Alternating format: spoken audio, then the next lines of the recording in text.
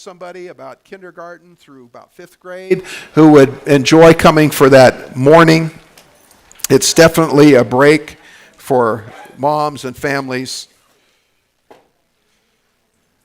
moms and parents, I should say, during that time. Well, if you want to flip your Bibles to Isaiah 62, and we will be getting there in a little bit, but one of the things that I love about the Bible is that it's an honest book, right? You think about it. If I were going to write a book that I wanted people to take hold of and think, wow, this is the key to successful, pain-free living, I would not include the stories that you find in the Bible. I wouldn't include the failures. If I was going to say, here are good people to follow, many of the kings and others that are included in the Bible, I would not have included. Even a hero like King David, we get a detailed look into his failure. What would have been kept private in most powerful circles today is exposed for all of us to read generation after generation and to learn from those mistakes. Another issue we find is that Israel, which is this favored nation of God, we always know this is God's chosen people. I can see where Tivia in Fiddler on the Roof at one point says, why didn't you choose somebody else, right? It's like they are continually failing and then coming back and being restored. So God has these promises for them that they're never quite able to grab the ring as they go around. They always seem to fall back into sin. But the Bible is an honest book, and it is a book of failure and successes and restoration because it's a book about a fallen world. Really, it's a world in which mankind is not living up to its design potential. It's a world that has fallen short of God's original plan. Paul, in the book of Romans, he spends the first few chapters of the entire book of Romans talking about the problem of this fallen world and of our fallen nature. How even though we try to do the right thing under our own power and our own steam, we always seem to run into a brick wall. Lives are hard in this world. Lives are just hard in this world because we live in this fallen world. One of the promises of Revelation, chapter 21, verses 3 through 4, it speaks of the world to come being different from this world. And listen to how it is so different. Listen to this promise. He says, I heard a loud voice from the throne saying, look, God's dwelling place is now among people, and he will dwell with them. They will be his people, and God himself will be with them and be their God. What a beautiful image. But listen to the details of what this looks like. He will wipe away every tear from their eyes. There will be no more death, no more mourning, no more crying, no more pain, no sorrows, because the old order of things has passed away. Wow. The old order of things is gone. This old order, but unfortunately, we all live under the old order today. We still live in a world where there is sickness, where there is death, where there is sorrow, where there is mourning. We still live in that. And I'm not here just to give you the good news this morning that that's the way we live. But one of the things that I find as a Christian, and I find this often in myself and in others, there seems to be almost an ulterior motive to becoming a Christian. I mean, one of the great gifts of being a Christian is we can take hold of that promise of the world to come in which there will be no sorrow, no sighing, no pain, no loss, no death. But we also kind of take hold of Christianity at times hoping to get a better outcome in this world. Maybe if I become a Christian, I'll get a better outcome. Jesus spoke, in fact, in his parable about the seeds, that some of the seed falls on ground where it takes root and begins to grow. This seed of faith, this faith in Jesus Christ, takes hold, begins to sprout. But then the cares of this world, or the troubles, persecution, and tribulation come, and then it just kind of gives up. In other words, it's easy to say, I didn't sign up for this. I thought I was becoming one of God's chosen people. I thought I was signing up for the better and easier path. And I'm here to tell you, it is the easier path, but it doesn't always feel like the easier path. We can look around us and we can see people who aren't Christians who seem to be living an easier life than ours. It seems like success will come their way. In fact, the Old Testament warns us, don't be envious of those who seem to be doing better than you. Don't, because of their outcomes, think they must have a better life. We often sign up for outcomes. However, becoming a Christian, rather it is choosing a different response to the outcomes that this life presents us with. It's choosing to respond differently. I cannot control the outcomes of my life at all. I cannot control them at all. How many times have you had friends or relatives that had wonderful plans for retirement only to never make it to retirement, right? How many people have had great plans for their lives only to see those plans shifted and changed? This summer, Tina and I are planning to go to my 50th high school reunion. I went to my mother's 50th high school reunion. I took her because my dad was disabled. Took my mom to her 50th reunion. And the only thing I really remember is those were really old people at that reunion. And I looked around at this small group and I thought, yeah, and there aren't many of them left either.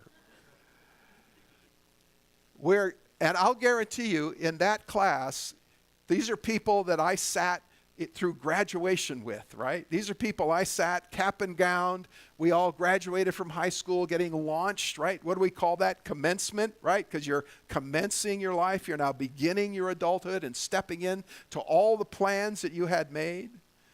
I'll guarantee you, if I asked in that room, how many of you have your plans come to pass? If I said, how many have all come to pass just the way you thought they would, there wouldn't be a hand raised. Because change, challenge, difficulty is just a part of life. Again, I'm just telling you the good news. The reason I bring this up on Mother's Day is it's been my observation, whether it's from the scripture or just my own life, that it feels to me often that women end up bearing the brunt of the results of this fallen world. Right? They tend to carry often the load of grief, often the load of loss. Often they are the ones left holding what is left and trying to pull it together. Whether it is war that takes the lives of sometimes millions of men, and then what happens to the women who are left behind? When we look at World War II and the lives taken by that, and what was Europe populated by? So many widows, many of them with children, now living, bearing the brunt of this fallen world. Yes, their men and husbands had passed, had been killed in the war, but at the same time, they're having to carry that load. And when I think of women, I think of they're made differently than men. There's nothing you're going to find more biblical than the idea that women and men are different. From the very beginning, it says male and female made he them, right? And I, amongst many men that I know, am happy that there's this difference. Right? It is like viva la différence. We're very happy about that. The challenge is, because we also have a fallen nature, we tend to, as human beings, have this sense that different is somehow less. Right? When we see somebody that's different from us, we almost always assume they're somehow less than us. It just happens all over the world. It's the basis of most prejudice. It's like somehow I must be the perfect specimen, and anything different from that is somehow less than that. I've mentioned before, psychologists have actually studied and found there is what is called the better than average principle. That is, if you survey any group of people about any particular skill that they might have, and you ask them how they would rate themselves, 80 to 90% of people will rate themselves as better than average. That's not possible. 80 to 90% of people cannot be better than average drivers. 80 to 90% of students cannot be better than average students. It totally redefines the idea of average, right? But there's this sense in us that somehow different is less. But the difference between men and women does not make them less. I love what Brenda said this morning. Whether men or women, we are joint heirs, right? Paul reminds us, men, you are joint heirs. These wives are joint heirs with you of the grace of God. You don't have some extra dose of it that they don't have. But this has been my observation, that often women end up kind of carrying the brunt of this fall in ways often that men don't carry the same way. When we look at women named in the genealogies of Jesus, I've done sermons on these on Mother's Day because I love that these women are mentioned in the genealogy of Jesus. You have Tamar.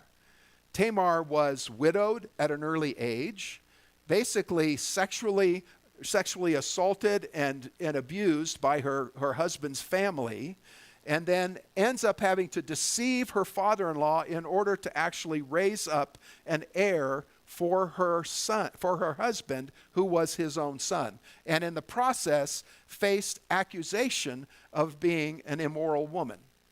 Do you see this pattern? It's like she goes through this hard time, the men around her make it only harder, and then she finally is vindicated at the end as Judah looks at her father-in-law, and says, "You've been more righteous than me through this process."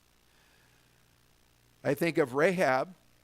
We often think of Rahab the prostitute. How many times do we think of, oh yes, Rahab, one of the ancestors of Jesus Christ? Right? She is saved out of her own community, however, at the loss of everything that she'd ever known in order to step into this new life.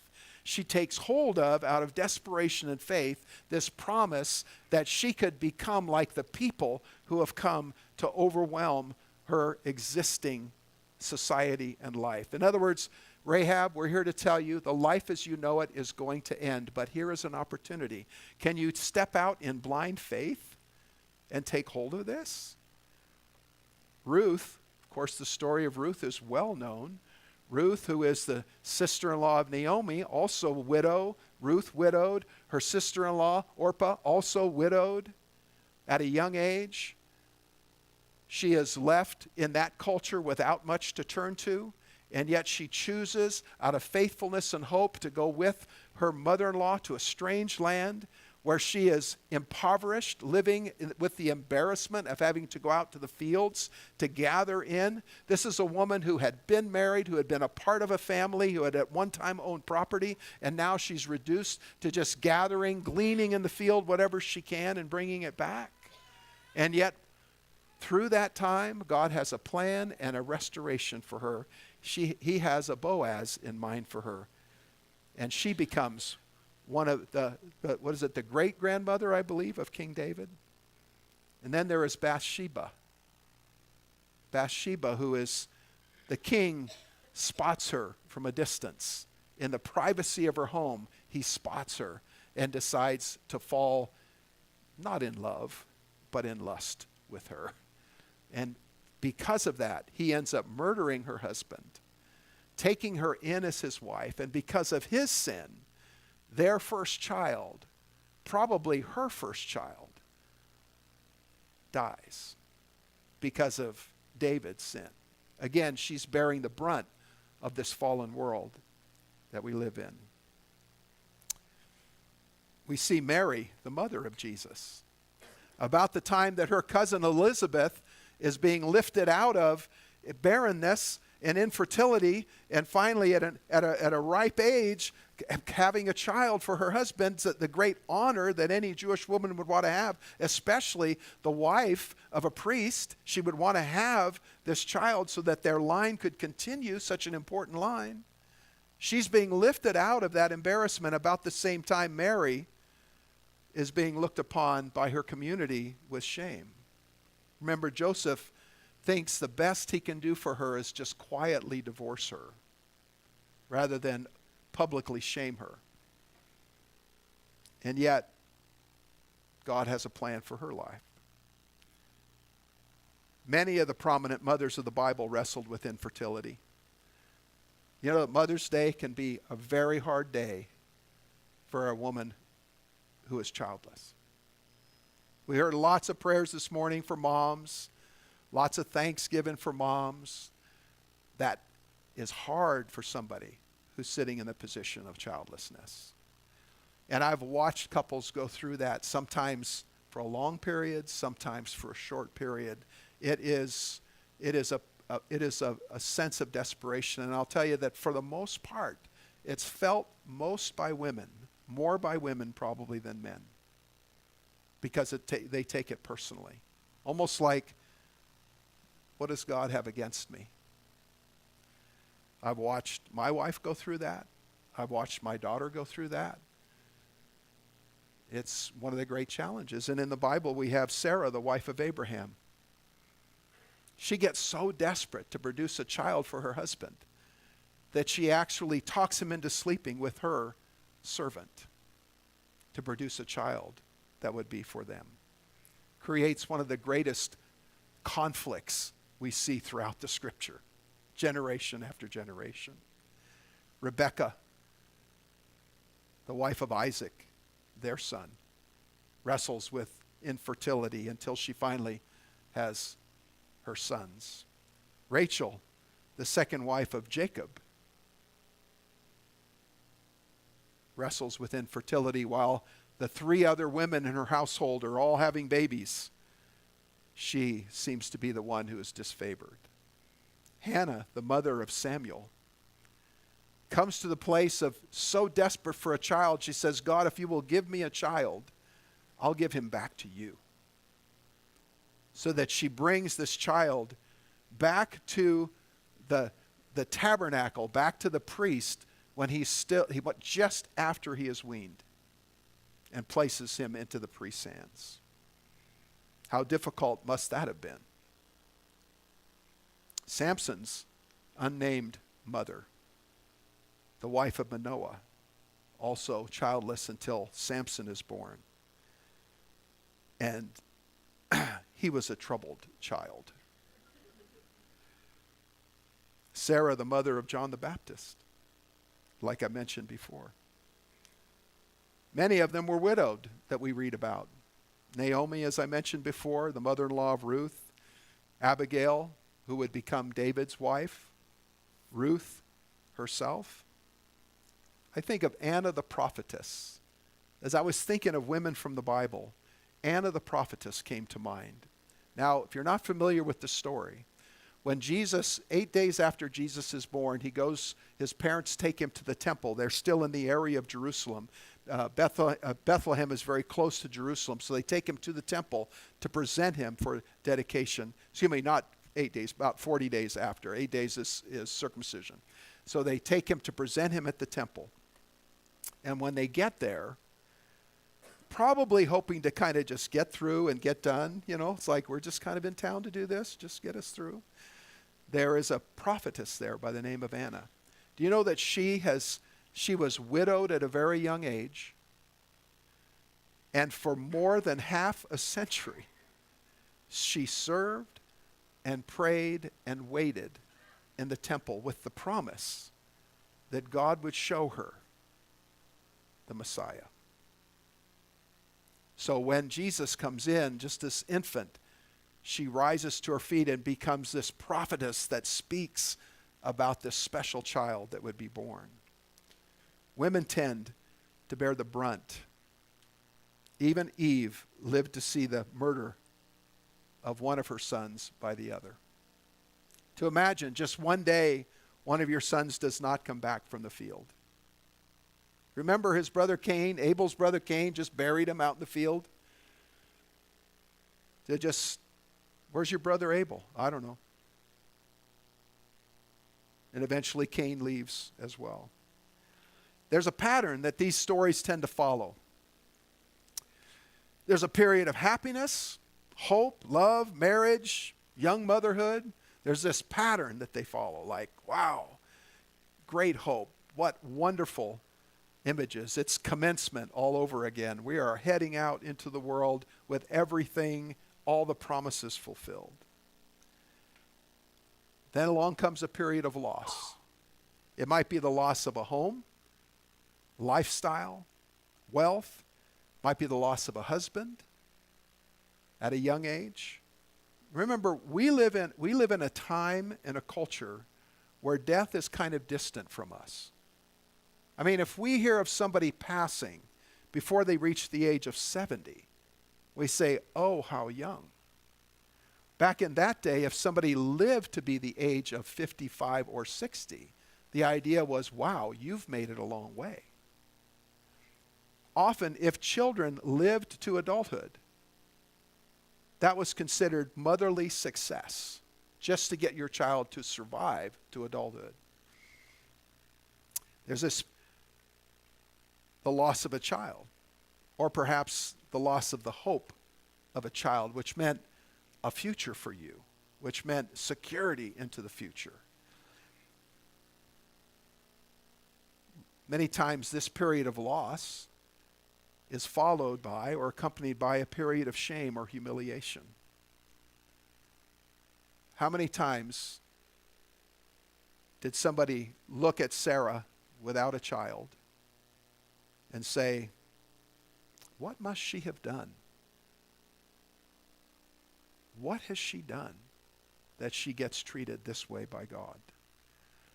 What's wrong with her? Or more frequently, ladies, what have I done? Or what's wrong with me that this is happening? The period of shame, humiliation. And then finally, most of the time, we see, in fact, I can't think of a time it didn't happen, there's a period of vindication and restoration. There's a time when God shows up and brings the solution. It might not be the solution to the problem that they originally thought they had, but it is God's answer or culmination of his plan. The prophet Isaiah, that's all introduction. We're just about getting to the scripture. The prophet Isaiah had one of the longest prophetic careers in the Bible, spanning more than 4 kings. He probably served for the book of Isaiah. When you're reading, it can be confusing because you're thinking of a book that gets written within a couple of years. The reality, it spans almost 70 years. So it's a lot of history, several kings that have risen and fallen. There are 2 nations that are being spoken of. There is the nation of Judah, that is Jerusalem, Benjamin, and Judah, those 2 tribes, the southern tribes. There's the northern tribes of Israel. But Isaiah is specifically a prophet to Judah, and that is the area of Jerusalem. He is also likely a member of the royal court. He is a part of that leadership kind of team that is there. But he is also a guy who brings some bad news and then some good news.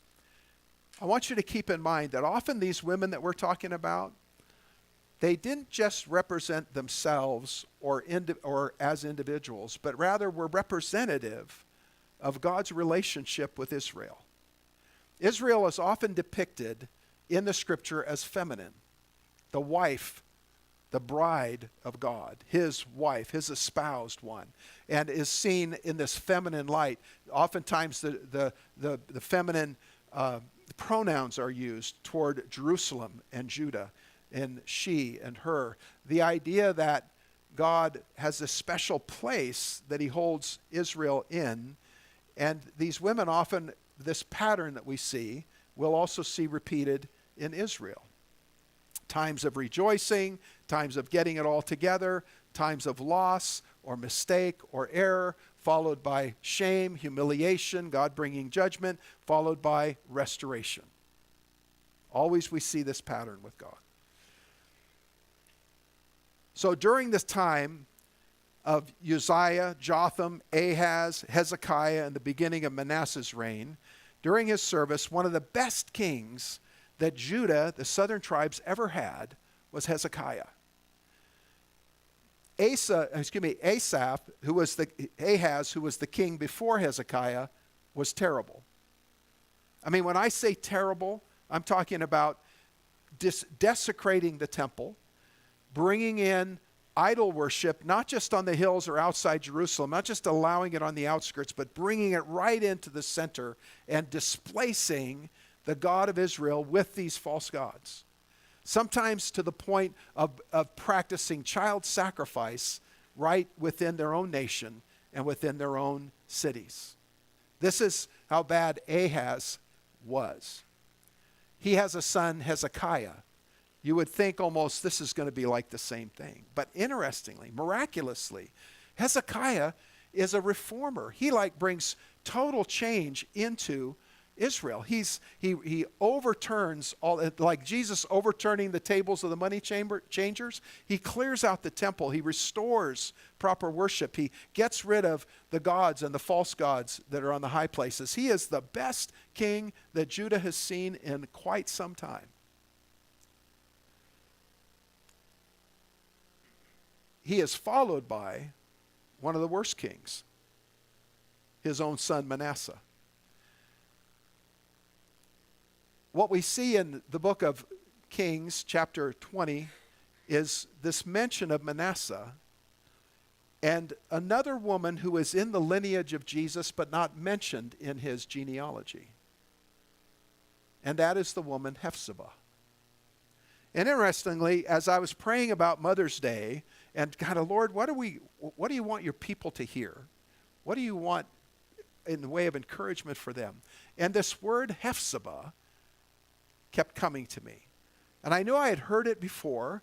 I knew I had heard it in the sense of restoration, but I was trying to say, Lord, what is it about this word Hephzibah? So I look it up, and it's like, okay, so it's the mother of Manasseh, which I find interesting because it's in the genealogy of Jesus, but not named in the genealogy. There are many women who aren't named in that genealogy whose name we can find. We know Sarah was in that genealogy. She wasn't mentioned in there. But this woman by the name of Hephzibah. What's interesting is that Hephzibah is then the wife of Hezekiah. So she has been the wife of Hezekiah, this really good king. She gives birth to this son Manasseh, who turns out to be one of the worst kings over Israel. Interestingly, Isaiah in chapter 62, this is where we're going to get to the passage, chapter 62, beginning in verse 1. Isaiah, toward the end of his prophetic career, he has spoken, he has warned Israel, he has warned the kings of Judah, he has warned these bad kings, he has encouraged Hezekiah. Hezekiah was like one of his favorites. He had great hopes for Hezekiah, but Hezekiah also made some poor choices, but he was still, even in the midst of his poor choices, one of the best. But Isaiah brings this word of encouragement to Judah and Israel. He brings this word of restoration. Listen to what he said. For Zion's sake, that is for Jerusalem's sake, I will not keep silent. For Jerusalem's sake, I will not remain quiet till her vindication shines out like the dawn, her salvation like a blazing torch. In other words, the world will see Israel lifted up once again. She has been shamed, embarrassed, suffered loss and setback, because what's going to happen to Judah, not in Isaiah's lifetime, but shortly after, is that the Babylonians are going to overthrow the Assyrians. And when they do, the kings of Babylonia are going to press on Judah for tribute, and Judah is going to revolt against that. So what's coming shortly is the destruction of Jerusalem, the leveling of the city, the leveling of the temple, the death of so many people, and its destruction. So this is coming, but this is Isaiah talking about what's coming after the shame, what's coming after the destruction, what's coming after the loss. Verse 2, the nations will see your vindication, and all kings your glory. You will be called by a new name that the mouth of the Lord will bestow. You will be a crown of splendor in the Lord's hand, a royal diadem in the hand of your God. Can you listen to this picture? Israel, you're going to go through a tough time, but I'm going to restore you. I'm going to turn the tables on this. I think of how many of these stories we've read of the story of Naomi sadly making her way back to her homeland, that area of Bethlehem. Like, I have nothing to offer my daughters-in-law. I have nothing back there waiting for me but poverty. But Ruth goes anyway. She just says, I'm going to respond differently to this tragedy than I might have otherwise. That's the neat thing about faith. Faith brings a different response. Faith won't always bring a different outcome. I wish I could just guarantee you that, right? Like we could sell tickets to better life. Just say, hey, just believe in Jesus, you'll have more money, more cars, more whatever. Whatever it is you're looking for, you'll get it. You want your hair to grow, it'll happen. Whatever it is, right? And it's like we kind of peddle the gospel like that. But the fact is, we do have this amazing promise ahead of us. But what it requires is a different response to the challenges in between. So Naomi's response is, I'm going back home. That was a right response, but her head is down. She's like, I don't know. Ruth's response, head up, I'm going with you. I'm going to stick with you because I believe God has a plan for me in my life. I'm going with you. You will be a crown, a royal diadem in the hand of your God. God has this plan for your life. No longer will they be called deserted, or your name be the land that is desolate.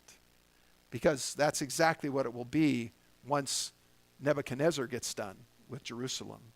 Deserted and desolate. It will no longer be that, he says. But you will be called Hephzibah, and your land Beulah. For the Lord will take delight in you, and your land will be married. In other words, there's this restoration coming. You will be called Hephzibah. You know what Hephzibah means? The Lord delights in her. Isn't that a beautiful thought? You know, this woman Hephzibah was a real person. Jewish tradition tells us that she was actually the daughter of the prophet Isaiah, who had married King Hezekiah. I have a feeling part of Hezekiah's moral shift of the nation had something to do with this woman, Hephzibah, that he married, and the relation it tied him to Isaiah, who represented the righteousness of God.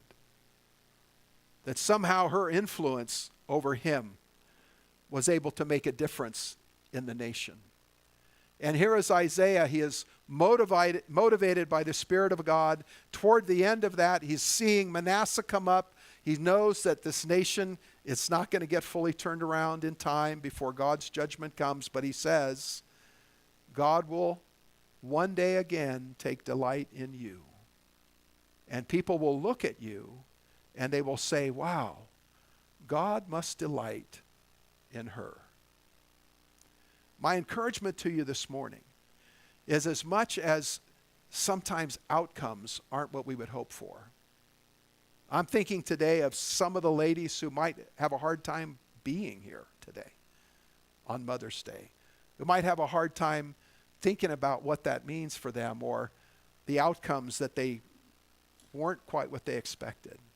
I'm thinking of some of the young moms among us, or young ladies who have a mind of what life is going to look like, but instead, who knows what life might bring your way. There is a path that we can take through the challenges of life, and it's a path of faith, because that's what we see in these women who saw the turn and the deliverance, was when they turned and said, yes, Lord, I'll do it your way instead of mine.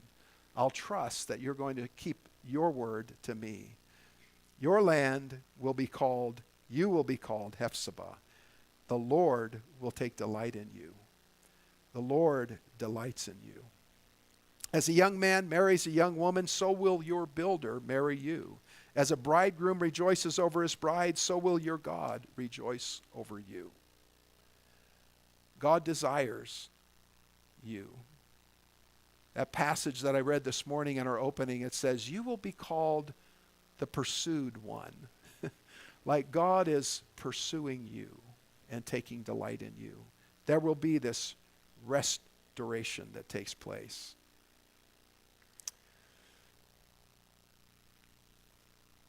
A woman by the name of Anna Jarvis,